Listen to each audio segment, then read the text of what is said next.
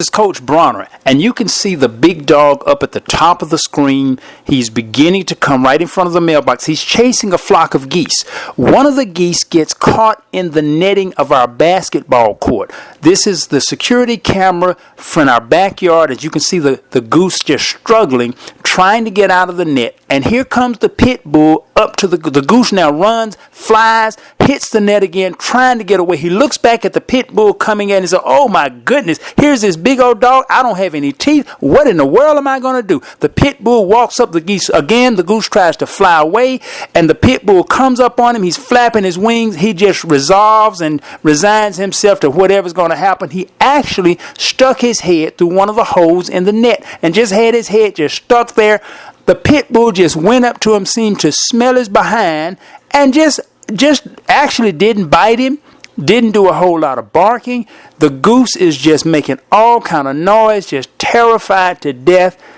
And the pit bull finally just turns, looks back at him, and eventually turns away and just walks off. I know that goose has got to say, "Oh my goodness, this was one terrifying experience." I know the heart rate of that little creature had to be through the roof. Sweating, if they do any sweating, he had to be sweating bullets. Sometimes in life, things will simply scare us to death because we think something terrible is going to happen, and everything turns out fine. Stats say that 95% of the stuff that we really worry about never happens. So stop worrying. It's going to be all right. Just like with this little goose, everything turned out fine.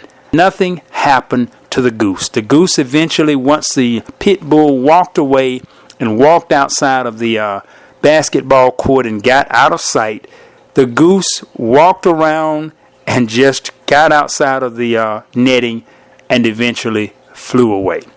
Life sometimes can be terrifying, but yet it's not so bad.